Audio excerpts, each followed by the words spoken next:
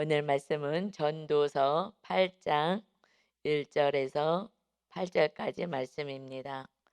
전도서는 955쪽에 있습니다. 955쪽에 전도서 8장 1절부터 오늘 말씀 보도록 하겠습니다. 전도서 8장.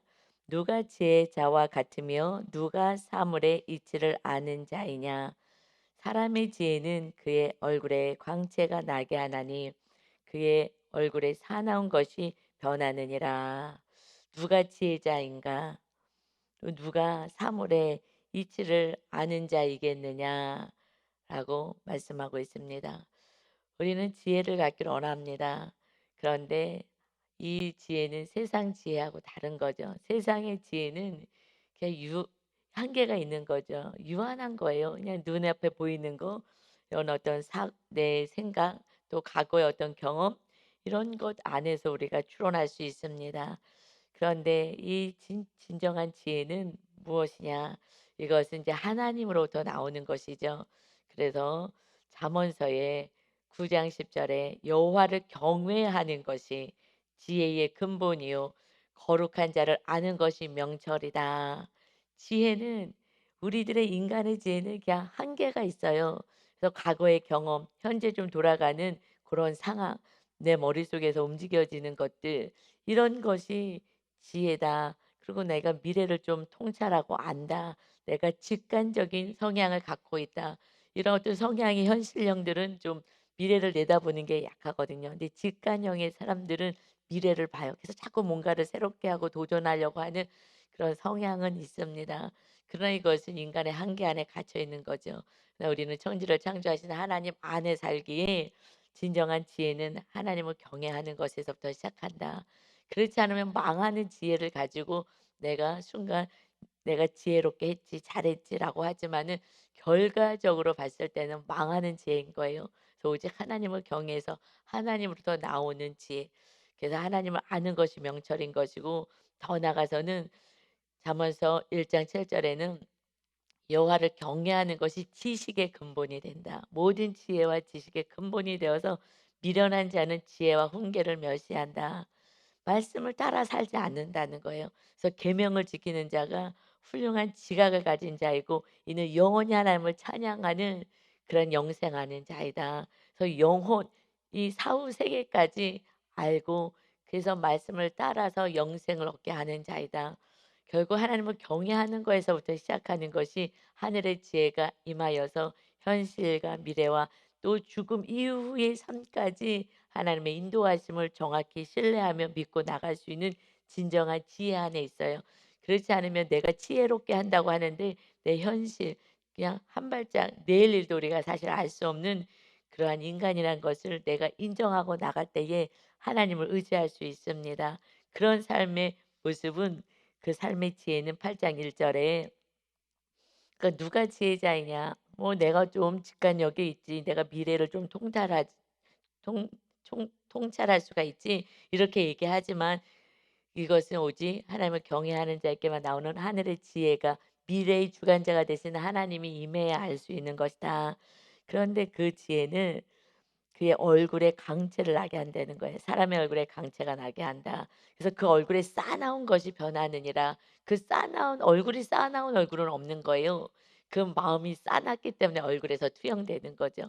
그래서 마음이 싸나운 것은 내 생각, 내 고집, 내 뜻대로 하려니까 싸나워진 거예요. 아, 이거 좀 아닌 것 같아요. 주위에서 얘기해도 싸납게 내 고집을 나타내려면 내 말을 관철시키려면은 그럼 이 목소리가 커지고요. 그다음에 미간에 주름이 딱 잡히면서 싸납게 얘기를 해요. 왜냐면은 두 말 못하게 하려고 한 방에 그냥 딱 제압해 버리려고 아주 싸납게 얘기하잖아요. 큰 소리로 싸납게 "안 된다고!" 막 이렇게 하면서 하니까 이 안에 싸나움이 있는 거예요. 고집 불통이 있을 때는요 싸나워요. 그래서 말할 때도 막 이렇게 정말 싸납게 이렇게 얘기할 때는 막 짜증 내면서 이게 싸나운 마음이 내 마음하는 것이 말이나 행동에 특히 얼굴에 나타나는 거예요. 그래서 늘 싸납게 얼굴을 제압하고 사람을 제압하고 살 때는 그 얼굴이 늘 인상 쓰고 싸나워지는 거예요. 그래서 얘기하지 않아도요. 자녀들도 다 알고 그냥 다 아는 거예요. '저 싸놨구나. 저렇게 고집 안 해서 자기 뜻대로 하려고 하는구나. 또 지금 근심이 있구나.' 이것이요. 아무리 말로 하려고 해도 안 되고 얼굴에 다 나타나잖아요. 그래서 이 싸나운 것이 변화되려면은, 그래서 그 얼굴에 강체가 나려면은 주님의 말씀 따라 사는 수밖에 없는 거예요.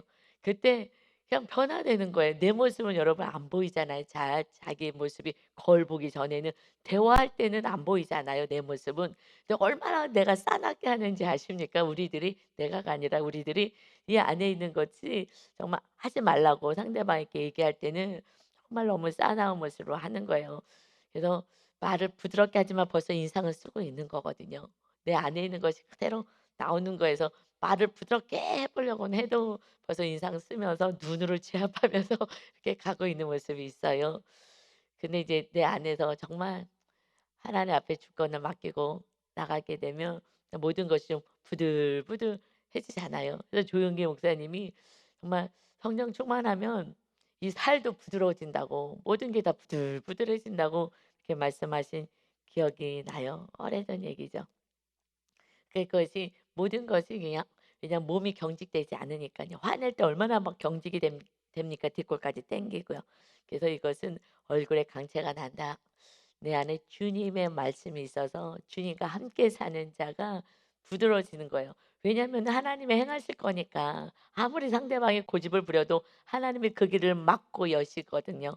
그러기 때문에 하나님께서는 그렇게 하나님 의지하고 신뢰하는 자는 좀 편안하고 부드럽게 얘기할 수가 있는 거예요.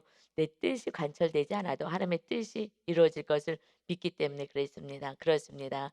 그래서 요한복음 8장 12 절에서는 예수께서 또 말씀하여 이르시되 나는 세상의 빛이다. 빛으로 예수님이 오셨어요. 그래서 나를 따르는 자는 어둠에 다니지 않고 생명의 빛을 얻을 것이야. 이것이 지혜자예요. 미래를 알 수 있고 진리 안에 거할 수 있는 것은, 이것이 어떤 하늘의 통찰력을 가지고 '아 이거는 이렇게 해야 되는데.' 그냥 느껴지는 거예요. 그래서 그 길을 따라갈 수 있는 것은 어둠을 다니지 않기 때문에 그래요. 주님이 빛을 비춰 주잖아요. 우리의 앞에 살아가는 삶의 빛의 그 빛으로 길을 열어 주시기 때문에 깜깜하지 않으니까 그 길을 따라가는 거예요 사실은. 주님이 내 안에 계실 때 우리는 주님이 비춰 주신 그 길로 인도합니다. 인도받지 못한다는 것은 주님을 내가 온전히 모셔 드리지 않았을 때는, 그럴 때는 이 빛이 되신 주님과 함께하지 않으니 나를 따르는 자는 어둠에 다니지 않아. 그 빛의 길을 걸어가는 거예요. 그래서 이 미래에 일어날 일도 정말 하나님이 알게 하시고 또 그 길로 또 인도하시고, 실제로는 모른다 하더라도 주님을 모시고 가면 항상 이렇게 불이 켜져 있으니까, 그러니까 빛이 쫙 비춰 주시니까 그 길을 따라갈 수 있는 은혜가 있는 줄 믿습니다. 그래서 주님을 모셔라 말씀하시고 이제 너희가 세상의 빛이야.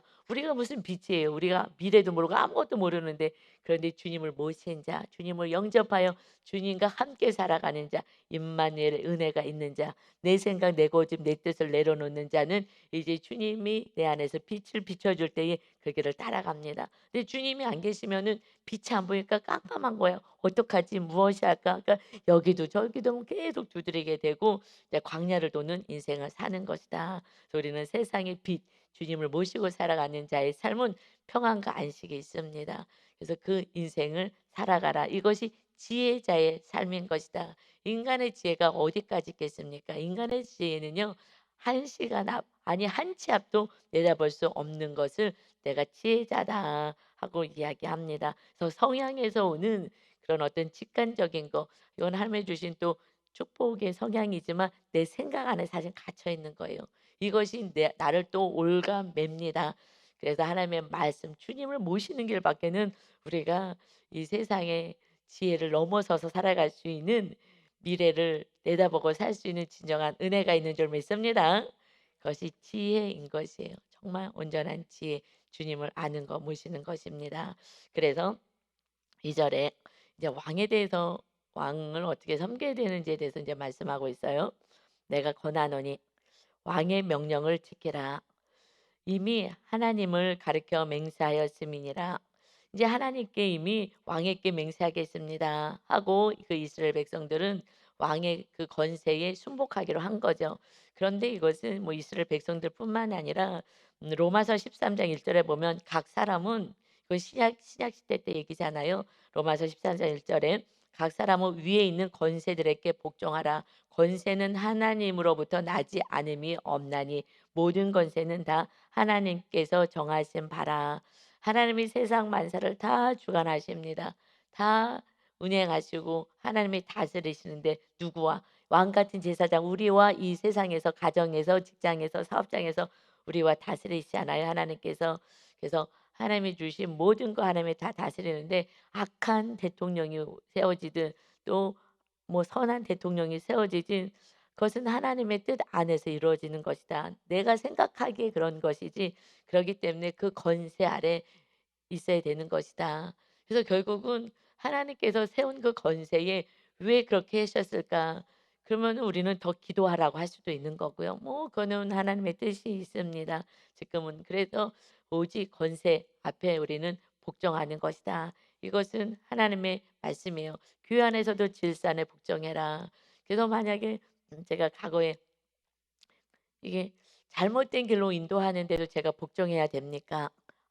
아닌데도 복종해야 됩니까? 그랬을 때 하나님께서는 "너가 기도하잖아. 나는 기도를 받고 응답하는 하나님이야. 네가 기도를 안 하면은 그 악한 길로 가게 되겠지, 상대방이. 근데 네가 기도를 하기 때문에 나는 그 기도를 받고 그 길을 여는 그의 삶의 길을 열게 한다.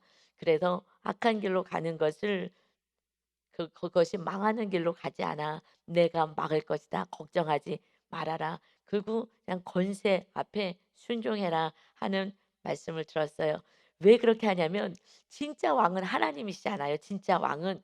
그래서 우리가 순종하는 훈련을 하는 거예요. 악한 자 밑에서도 순종하는 훈련을 하는 거고요. 그래서 결국은 하나님께 순종하게 만드시는 거예요. 진짜 왕은 하나님이시잖아요. 그 악한 왕이 하나님의 어느 선까지 있는 거예요. 아수르가 그 아수르 왕이 너무너무 악한 왕이에요. 정말 하나님이 그에게 권세를 줬어요. 그래서 그 일대에 그 나라들을 하나님이 훈련을 시키고 하나님이 살아계심을 보여주고 순종하게 만드는 거예요. 그래서 하나님의 이스라엘 백성들을 계속 괴롭히는 거예요. 그 아수르 왕이 계속 괴롭혀요. 그래서 이 하나의 도구로 사용을 하시거든요. 도구로 사용하는데 너무 악해. "너는 내가 세운 도구인데 네가 이 정말 세상의 왕인 것처럼 세상 대통령인 것 마냥 너무 이웃의 나라들을 너무 괴롭히고 너무 악을 행했다." 그래서 그 포로들을 얼마나 잔인하게 해서 자기 말에 복종하게 하는지 여러분 정말 겸손하지 않은 세상의 그 권세는요 악을 행해요. 악의 끝장방으로 갑니다. 그래서 이 포로들을요 순종하게 만들려고 하나님은 사랑으로 우리를 순종하게 만들고 겸손하게 내려오셔서 순종의 본을 보여주셨지만 세상 그 아수르 왕이 어마어마하게 악을 행했어요. 그래서 막 사람들의 가죽을 뺏기고 그리고 막 그 똥꼬에서부터 해 갖고선 찔러 갖고서는 가로등을 만들고 막 그냥 불쏘시개로 만들고 너무너무 악하게 아수르 왕이 했어요. 그래서 "너는 더 이상 안 된다." 그래서 아수르를 멸하시잖아요. 그래서 하나님의 도구로 사용할 수도 있는 거예요. 그러니까 우리는 그냥 순종하면서 근데 그것은 그 아수르 왕을 통해서 이 이스라엘 백성들이 하나님께 순종하고 하나님을 찾으라고 고난이 오니까 "하나님 잘못해서 살려 주세요." 이렇게 해서 하나의 도구로 내가 사용하는 것이다. 그래서 이 세상의 모든 것은 하나님이 도구로 사용하기 위해서 또 악한 왕도 세우는 거야. 하나님의 백성을 다루시기 위해서. 하나님의 중심은 하나님의 백성이잖아요. 하나님의 백성을 다루시고 또 악한 자들을 심판하기 위해서 그렇게 세상의 권세를 하나님은 사용하시기도 하기에 우리는 그저 하나님의 질서 안에 순복하며 기도하고 살 때 그 중보 기도를 통해서 하나님의 막고 여시겠다. 결국 하나님의 막고 여시는 것을 우리의 기도를 통해서 막고 여시겠다고 말씀하십니다. 그래서 3 절에요. "왕 앞에서 물러나기를 급하게 하지 말며 악한 것을 일삼지 말라. 왕은 자기가 하고자 하는 것을 다 행하는 자이다." 이것을요 세번역 성경에서는 좀 쉽게 표현하고 있어요. "왕이 싫어하는 일은 고집하지 말고 왕 앞에서는 물러나거라." 왕은 자기 마음대로 할 수 있는 사람이다. 그러니까 왕 앞에서 막 고집 부리고 내 뜻을 얘기하고 하지 말아라. 우리가 하나님 앞에서 내 뜻을 얘기하는 것은 애기 신앙이잖아요. "내 뜻 해 주세요. 내 뜻 해 주세요." 이것은 육신적인 삶에서는 육 우리 어저께 그 성소의 그 마당을 밟고 또 성소로 들어가고 지성소로 가는 삶의 모습은 마당만 밟을 때는 다시 이제 육의 삶으로 세상으로 다시 나가요. "하나님 잘못했어요. 회개했어요." 하고 이제 일주일 동안은 육의 삶을 사는 거예요. 내 뜻대로 사는 거예요. 그리고 다시 주일날 와서 "잘못했어요. 회개해요." 물두멍까지만 있어요. 마당에 있는 물두멍. 회개하고 다시 또 세상에 나가서 내 뜻대로 사는 거예요. 그건 육신적으로 사는 삶이고. 그러나 회개하고 나서 이제 성소로 들어가서 말씀과 기도로 살아요. 근데 그렇게까지 계속은 못 살죠. 그럼 다시 또 이렇게 세상으로 나가서 또 내 뜻대로 살다가 또 회개하고 그래도 성소로 들어와서 말씀과 기도로 살려고 하는, 그때는 기도가 정말 마당만 밟는 사람들은 그냥 내 뜻대로만 살아가고 기도도 잘 안 하는 사람들이고, 그리고 그래도 성수의 삶을 살 때는 하나님의 뜻대로 되기를 원합니다. 그러다가 또 내 뜻대로 해 달라 그러다가 이렇게 사는 성수의 삶이다가 지성소까지 온전히 들어가게 되면 오직 하나님의 뜻이 이루어지길 원합니다. 내 뜻을 완전히 내려놓는 삶. 그래서 하나님이 마음껏 그를 다스리고 하나님이 살아계심을 그에게 순복하는 자, 완전히 순종하는 자에게 를 통하여서 하나님이 살아계심을 보여주게 하는 그 믿음의 성숙의 단계는 지성소까지 가는 것이다. 그래서 9시 설교하고 11시 설교하고 조금씩 달라지는 것 같아요. 그때그때 하나님이 먹어야 될 말씀이 있으면 조금 더 집중하게 하는 은혜가 있어요. 확실히 하나님의 성도들에게 말씀을 주는 거기 때문에 그 성도님들이 이것을 먹어야 된다 하면은 그렇게 주시는, 조금 본문은 같아도 좀 다르는, 이건 11시 때 설교한 거고 9시 때는 그 설교는 하지 않았던 것 같아요. 이제 그래서 이 왕이 왕에게 모든 걸 다 할 수 있는데 그렇게 하지 말아라 하면서 4절에요. 왕의 말은 권능이 있나니 그가 그에게 이르기를 왕에게 무엇을 하시나이까 할 수 있겠느냐. 왕에게는 권세가 있는데 이것도 악한 왕이 있다면은 함부로 우리가 할 수도 없죠. 뭐 앞에서 잘못했다가는 그냥 죽음이니까요. 그래서 왕에게 무엇을 하십니까? 왜 그렇게 하십니까? 라고 할 수 있겠느냐. 사실 이것은 우리가 육적인 권세에 순복하는 것도 있지만 우리의 왕은 하나님이시니까 하나님 앞에 "왜 이러십니까? 왜 이렇게 하시는 거냐고. 지금 무엇을 하시려고 그러십니까?" 라고 너희가 할 수 없는 것이다. 왕이 생각이 있고 큰 틀에서 나라를 다스리는 것인데 너희가 그 한 개개인의 어떤 그 삶의 영역에서 그렇게 얘기할 수가 없는 것이다. 그래서 명령을 지키는 자는 불행을 알지 못한다. 그냥 말씀에 순종하고 왕이 하라는 대로 한다면은, 그러면은 고난은 없는 거죠. 고난이 없어. 하나님 앞에 순종하고 사는 사람은요, 그다음부터는 불행이 없는 거예요. 환경적인 어려움은 있을 수 있어요. 그러나 불행하지가 않는 거예요. 하나님의 뜻대로 살기 때문에 그렇습니다. 하나님의 말씀대로 살지 않기에 불행이 있는 거예요. 그래서 지혜자의 마음은 때와 판단을 분별한다. 그래서 정말 지혜가 있다는 것은 언제 어떻게 해야 될지를 알게 되는 거야. 그래서 무슨 일이든지 때와 판단이 있으므로 적절한 시기, 방법, 이것을 가지고 있다. 그래서 사람에게 임하는 화가 심함이라. 미래에 어떤 일이 일어날지 모르기는 하지. 그래서 때로는 화가 임하기도 하지만 그러나 마침내 무슨 일이든지 때와 판단, 적절한 시기가 있고 그 방법이 있다. 그러니까 그때까지 세상의 권세에도 그냥 순복하고 가는 것이고 하나님의 그때에 또 새롭게 하실 때가 있어서 하나님의 백성들은 하나님의 뜻이 이루어지길 위해서 끊임없이 기도하는 것이다. 이 세상의 권세는 그래도 순복하라 말씀하셔요. 그런데 우리가 이 진리 밖에 있는 것을 우리는 순복할 수는 없죠. 그래도 큰 틀에서 뭐 이런 거는 지킨다 하더라도 우리 신앙을 저버리게 하는 것에서는 우리는 순복할 수는 없는 것입니다. 이것이 다니엘서에서 말씀하고 있죠. 지금 바벨론의 포로로 끌려가서 결국 하나님의 말씀대로 못 사는 이 백성들은 또 바벨론을 또 세우셨어요. 그래서 바벨론을 통해서 남유다를 괴롭히는 거예요. 또 그 왕을 세워 가지고 이 정말 그 일대를 다 점령하게 만들어요. 그래서 고난을 주시는 거예요, 고난을. 하나님의 백성들의 말씀대로 살지 않으니까 사람의 매와 인생의 채찍을 다루셔서요, 혼전케 하셔요. 그 이스라엘 백성들이 얼마나 고난 당했어요. 말씀대로 안 사니까. 그래서 말씀대로 살라고 내가 너희 하나님이라고 구원을 이루어야 되기 때문에, 그래서 또 바벨론이 계속 쳐들어와서 멸망을 당해서 포로로 끌려갔어요.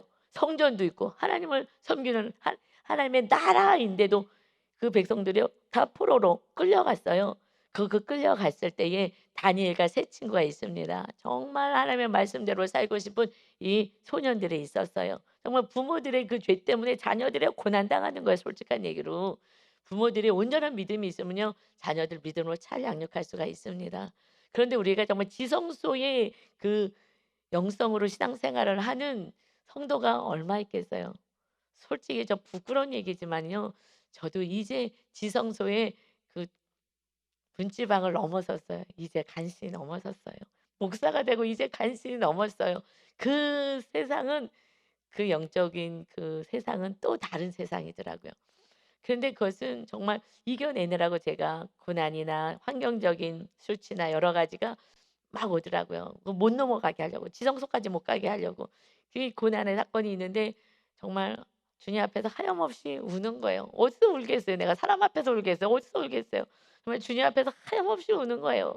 하나님 힘들어요. 하나님 좀 힘들어요. 내 뜻대로 이것 좀 됐으면 좋겠어요. 내 뜻을 내려놓는 게 정말 제일 어려운 것 같아요. 내 뜻을 내려놓는 건 내가 죽는 것 같아요. 내 미래가 없는 것 같아요. 이것을 결국 싸운 건요. 내 뜻 내려놓는 거예요. 결국 싸웠다는 거.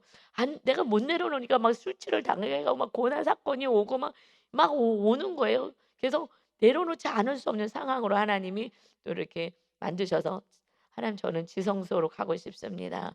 했더니 그런데 들어오니까 공기가 틀리는 영적인 은혜와 행복이 있어요. 할렐루야. 그래서 그때는 내 뜻 다 내려놓는 다니엘과 세 친구와 같은 그러한 자녀들인 거예요. 이 고난을 당했잖아요. 그 하나님의 나라에서 성전이 있고 하나님이 다스리는 나라인데 말씀대로 이 어른들이 살지 않아서 "우리는 말씀대로 살자." 그들이 총명해 가지고 왕궁에 하나님이 들여보내셨어요. 왕궁에서 교육을 받습니다, 바벨론에 끌려갔을 때에. 그런데 그래서 거기서 이제 말씀대로 정말 살잖아요. 어떤 어려움이 당해도 말씀을 타협하지 않습니다. 그런데 이 그래서 다니엘이 사자굴 속에도 들어가잖아요.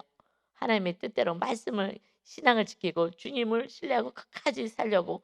그래서 사자굴 속에 들어갔지만 하나님이 구해 주시고 이 세 친구도 마찬가지인 거예요. 다니엘뿐만 아니라 그랬을 때에 "금신상에 절해라." 그런데 나는 하나님 위에 절하고 하나님만 난 섬기는 하나님의 자녀입니다. 절대 그렇게 할 수 없습니다. 그랬더니 "풀무불에 집어 던져라. 저것이 어디 왕의 말을 안 들어 본때를 보여주겠다." 했어요. 그랬 그랬을 때에 다니엘서의 3장 17 절부터 말씀이 "왕이여 우리가 섬기는 하나님이 계시다면 우리를 맹렬히 타는 풀무불 가운데서 능히 건져내시겠고 왕의 손에서 건져내실 것입니다. 그러나 그렇게 하지 아니하실지라도 왕이여 우리가 왕의 신들을 섬기지도 아니하고 왕이 세운 금신상에게 절하지도 아니할 줄을 아옵소서." 그럼 하나님이 구해 줄 것 같잖아요. 이렇게 믿음을 지키고 "왕이여 나는 절하지 않습니다. 하나님이 구원해 줄 걸 나는 믿습니다." 혹시 안 그렇다고 하시더라도 나는 하나님을 저버리고 다른 것을 우상을 쫓지 않겠습니다. 우상이 뭐예요? 지금의 우상은 물질이 최고의 우상이잖아요. "이 물질 쫓지 않겠습니다." 라는 거나 똑같은 거예요. 그런데 풀무불에 갔다가 얼마나 막 용광로에 갖다가 집어넣어라. 그래 갖고 더 뜨겁게 해서 던졌더니 던진 사람이 타 죽어 할 정도로 던져 넣는 거예요. 그러는데 그래서 봤어요. 봤더니 왕이 또 말하여 이르되 이게 무슨 일이지? 내가 보니 결박되지 아니한 네 사람이 불 가운데 다니는데 상하지도 아니하고 그 넷째 모양은 신들의 아들과 같도다. 결박해서 보내 놨더니 그 불 속에 집어넣었는데 다 풀어져 있어 갖고 그냥 거기서 다니고 있는 게 불 속에서 이게 보이는 거예요. 근데 그 넷째 사람을 세 명을 집어넣었는데 그 한 사람이 누구냐? 신의 아들 같다."라고 하나님이 그의 입을 통해서 "이것이 예수님이시다." 그래서 예수님이 우리를 구원하러 오셨잖아요. 우리의 고난 속에서 우리의 고난의 환경 속에서도 구원하시고 우리 영원한 생명의 을 구원하셔서 영생을 주시는 거예요. 우리들의 삶의 현장에서 날마다 구원하시는 우리 예수님이 오신 것처럼 '신의 아들이 그를 구원하러 왔구나.' 하면서 너무 놀라는 거예요. 죽고 타지 않고 그 안에 있는 거에서 "빨리 건져내라." 그래서 빨리 나오라고.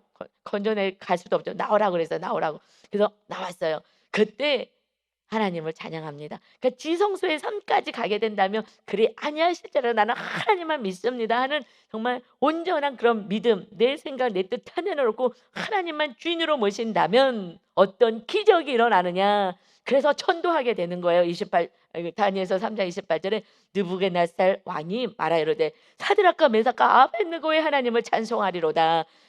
그가 그의 천사를 보내사 천사인데 그것은 예수님이 오신 거예요. 자기를 의뢰하고 그의 몸을 바쳐 왕의 명령, 세상 왕의 명령을 거역하고 그 하나님 밖에는 다른 신을 섬기지 아니하며 그에게 절하지 아니한 종들을 구원하셨도다. 하나님이 누구를 구원하신다고요? 하나님만 믿는, 다른 것과 타협하지 않고 다른 것을 다 내려놓고 하나님의 뜻대로 살겠습니다 하는 그들을 구원하겠다. 그것이 안 되니까 사건을 자꾸 보내시는 거예요. 바벨론도 아수르도 막 보내시는 거예요. 그래서 고난 사건에서 하나님만 의지하라고. 그래야지 영생이 있거든요. 하나님은요 영생이에요. 영생. 그렇지 않으면 영벌, 정말 지옥 불에 풀무불에 던져넣게 되는 그 고난은 상상을 초월하는 고난. 이 세상에서 당하는 10,000배 비교는 하겠습니까? 지옥의 고난은. 그러니 예수님이 한 걸음에 달려오시고 예수님이 그 풀무불에 들어오셔서 지켜주시는 거예요. 그래서 우리를 지옥에서 건져내신 줄 믿습니다. 이것은 지옥에서 건져내시겠다는 것을요 구약에서 보여주신 거예요. 오직 하나님만 의지하고 어떤 상황에서 타협하지 않는 자들 하나님의 자녀로 살 것이다. 그러므로 내가 이제 조소까지 내리겠다. 이 왕이, 바벨론 왕이 지금 조서를 내려서 각 백성과 각 거기에 많은 나라들 백성들을 지금 이렇게 포로로 끌려왔잖아요. 그러니까 각 백성, 각 나라들, 각 언어들을 말하는 자가 모두 사드락과 메삭과 아벳느고의 하나님께 만약에 경솔히 말하거든 그 몸을 쪼개겠다. 그 집을 거름더미로 삼을지니 이는 이같이 사람을 구원할 다른 신이 없음이니라 하더라. 이 하나님 앞에 함부로 하지 말고 이들을 함부로 하지 말아라. 그래서 이것을 조소를 다 내리는 거예요. 이 백성들을 함부로 하지 말아라. 여러분 이게 바벨론이에요. 끌려갔어요. 거기서 얼마나 지금 힘들게 살겠어요. 그런데 믿음의 사람들을 통하여 죽으면 죽으리라. 아니 그리하지 아니하시라고 나는 하나님만 섬깁니다 하는 믿음을 가지고 있을 때 그 민족을 살리는 자가 되는 거예요. 이 나라 백성들 함부로 하지 마. 이 민족의 하나님이 진짜 하나님이야. 이 상황에서 누가 어떤 신이 자기 백성을 구원해. 할렐루야. 그 이웃이 얘기하는 거예요. 우리가 오직 믿음을 가지면은요, 야 우리 부모님을 봤더니 우리 사장님을 봤더니 정말 누구를 봤더니 야 정말 하나님이 살아계시구나. 망한 줄 알았는데 안 망하네. 그것에 믿음을 갖기를 하나님은 원하시는 줄 믿습니다. 그랬더니 드디어 무슨 일이 일어나느냐. 왕이 드디어입니다. 기대하세요. 사드락과 메삭과 아벳느고를 바벨론 지방에서 더욱 높이니라. 아멘. 누가요? 세상 왕은요 내 말 안 들었다고 이렇게 죽음으로 몰았어요. 그런데 하나님이 안 돼 하고서 그들을 건져내셔서. 왜요? 바벨론에 있으면서 하나님은 없는 거야. 우리 신은 없는 거야. 이 바벨론 신이 더 세니까 전쟁에서 이겼지. 우리 신은 힘도 없고 우리 신은 아무것도 아니야 라고 오히려 바벨론 신을 또 섬기려고 하는 이 백성들에게 진짜 신은 하나님인데 너희들이 고난이 온 거는 하나님을 믿지 않아서 그래서 고난이 온 거야. 자 봐라 하고서는 그 믿음의 사람들을 통하여서 하나님이 구원의 길을 여시고 그래서 사자굴 속에도 들어간 거예요. 그래서 사자굴 속에 들어가게 하나님이 또 하신 거라고요. 이 왕들, 악한 왕들을 통해서 나에게 절하지 않고 다른 신을 믿으면은 사자굴 속에도 집어넣겠다. 그 다니엘이 그걸 알고서는요 창문을 활짝 열어요. 바보예요? 왜 창을 몰래 숨어서 기도해도 되잖아요. 그런데 그 하나님 앞에서 나는 두려운 게 없는 거예요. 그게 진짜 믿음인 거죠. 그래서 우리 지성소까지 갈 때 정말 내가 다 내 그냥 인간의 생각 뭐 모든 걸 다 내려놓으면요 그래 아니하실지라도 그냥 오늘 죽어도 이런 거 아니겠어요? 그럴 때는 그때 이제 하나님의 말씀대로 살다 보니 하나님이 어떤 기가 막힌 상황에 정말 죽을 망할 사건을 허락하셔 일부러. 그래서 하나님이 살아가신 걸 보여주는 거예요. 그래서 또 다니엘이 뭐가 돼요? 총리가 되잖아요. 총리가 나라가 바뀌고 정권이 바뀌어도요 총리 하나님이 세워지는 견고한 나라를 세워서 왜 세우는 거예요? 다니엘이 너무 이뻐서요? 아니요. 저 바벨론에 지금 믿음 없는 백성들에게 하나님이 살아계신 것을 믿음 있는 자를 통해서 보여주시는 거예요. 믿음 없는 여러분의 가족과 이웃들에게 우리들의 믿음을 지켜야 하나님이 기적을 행해 주시는데, 기적을 행할 수가 없어요. 늘 타협해 버리니까 하나님을 찾지도 않고. 그래서 그 하나님을 믿는, 목숨을 다하여 하나님을 신뢰하는 자, 이것이 진짜 믿음이고, 저도 이제야 정말 모든 거 내려놓고 그리 아니하였을지라도, 머리는 아는데 삶에서 그리 아니하실지라고 되겠어요? 육의 목숨을 내려놓지 않는 이상 될 수가 없는 거예요. 오직 하나님을 신뢰하는 100%의 믿음이 있어야 되는데, 우리는 내 뜻을 내려놓는 게 왜 이렇게 어려운지, 이것과 싸우느라고요. 정말 눈물 날 상황을 만드시는 거예요, 하나님이. 그냥 내가 항복하지 않을 수 없게끔. 이것이 은혜입니다. 아주 연약해서 저도. 그러면, 그런데 제 안에 천국이 있어요. 더 기쁨이 있고, 정말 하여튼 다른, 좀 성서의 삶하고는 훨씬 다른, 이제 살짝 문턱만 밟은 것 같은데도 공기가 다른 또 그런 은혜가 있습니다. 여러분, 하나님은 살아계십니다. 우리와 함께 하시겠다고, 우리에게 자유를 주시겠다고, 이 땅에서 천국을 누리게 하시겠다고 하는데, 이 내 뜻, 내 고집, 내 기대, 내가 원하는 거, 이것을 안 내려놓으니 결국 그것이 솔로몬처럼 망하는 거잖아요. 솔로몬처럼 망하는 인생을 살아가는 거예요. 나라를 다 빼앗기게 만들고, 그리고 그 자녀가 악을 행하게 만들고, 이 선을 행하지 않으니 자녀는 내가 아버지보다 더 악하게 행하겠다, 이렇게 행하는 것입니다. 그러니 백성들이 떠나버리는 거예요. 우리는 끝까지 하나님을 신뢰하고 이웃들에게 선을 행할 때에 하나님의 길을 여십니다. 그래서요, 7절 8절에 사람이 장래를 알지 못하나니 장래일을 가르칠 자가 누구랴? 하나님밖에 없어요. 언제 우리가 어떻게 미래가 될지 어떻게 알겠어요? 이렇게 코로나가 올지 뭐가 올지 어떻게 알겠어요? 바람을 주장하여 바람을 움직이게 할 사람도 없고, 지금 풍랑이 일든 바람 부는 거 누가 어떻게 막을 수 있겠습니까? 죽는 날을 주장할 사람도 없으며, 우리 죽은 날을 정할 수 없죠. 전쟁할 때를 모면할 사람도 없으며, 전쟁을 막을 수가 있냐고요? 우크라이나 전쟁이 일어나지 상상이나 했어요? 이 시대에, 이 평화 시대에 전혀 알 수가 없었죠.